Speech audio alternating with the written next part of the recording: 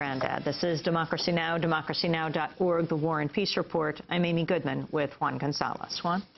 In Serbia, some 200,000 demonstrators gathered in Belgrade Thursday to rally against Kosovo's declaration of independence from Serbia and its support from the West.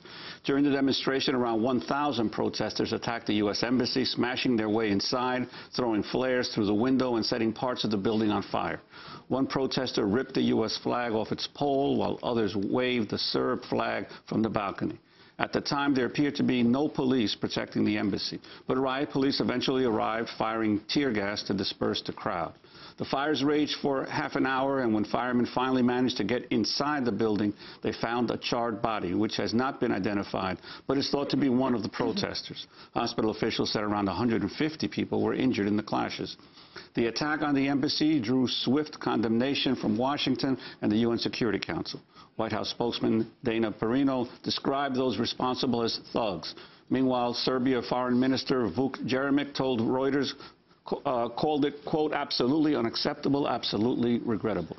Serbia, supported by Russia and China, says Kosovo's independence declaration on Sunday violates international law. Serbia has since recalled its ambassador to the United States. We go now first to Belgrade to speak with Liliana Smailovic. She is the editor-in-chief of the Serbian newspaper Politika. We're also joined in our Firehouse studio by Jeremy Scahill, independent journalist, Democracy Now! Correspondent. He covered the NATO bombings of Kosovo and Yugoslavia for Democracy Now! In 1999, has just been awarded another George Polk Award for his book called Blackwater. Samantha Power also joins us. In a few minutes, we'll be discussing her latest book, Chasing the Flame, but she's written extensively about Bosnia and Kosovo in her book, A Problem from Hell, America and the Age of Genocide, which won a 2003 Pulitzer Prize. Liliana Smailovic, why don't you begin? Tell us what happened, what is happening now in Belgrade. Well, everything's quiet this morning. The city services are clearing up the debris, replacing shop windows.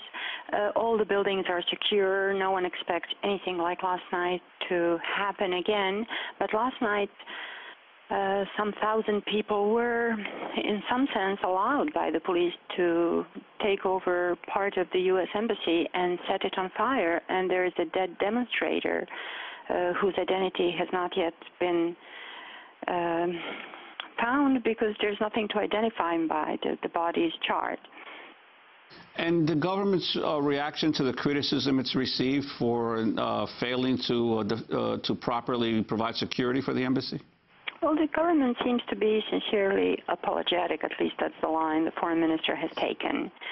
And I do think there was some serious shortcomings about the way this building was secured, because on Sunday already, when the Kosovo Albanians declared independence, this building, the U.S. Embassy building in one of the main streets in Belgrade, was attacked. So people had to expect that the demonstrators would have another go at it, and it's difficult to understand why there was no more security for that building. Can you explain the main demands of the people who were protesting yesterday outside the U.S. Embassy? Well, in fact, there were no demands. I'm afraid that the U.S. government is right to call them a mob or thugs, because they had no demands. This rally was really a peaceful rally, which ended, by the way, at the largest church in Belgrade, the St. Sava Church. So there was a big vigil. This was like a prayer and by the way, the local estimates say there were almost 500,000 people that gathered, around 500,000.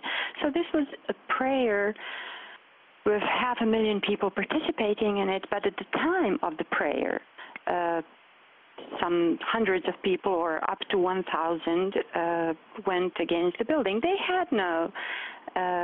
had no demand, and afterwards, to seal that impression, they went on to the main street and looted buildings and robbed the Levi's store and the Nike store and stole everything that was in the shop windows, and I'm also told everything that was inside. So I would say that there was some professional organizations there by probably just ordinary criminals and gangs, and that this was not, that side of the rally was not a political protest at all.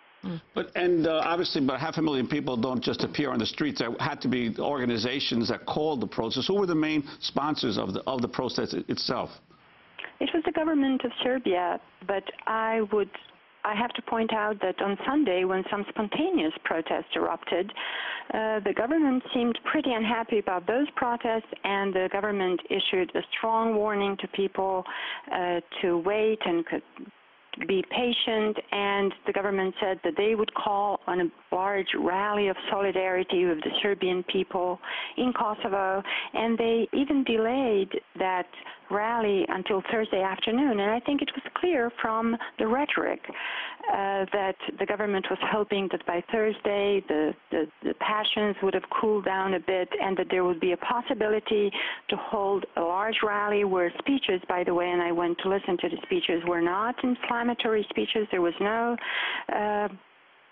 intention to inflame the crowd, and then they led them to this prayer for the Serbian people in Kosovo. So I don't think that the government really should be blamed for organizing the rally because groups of hooligans attacked the city.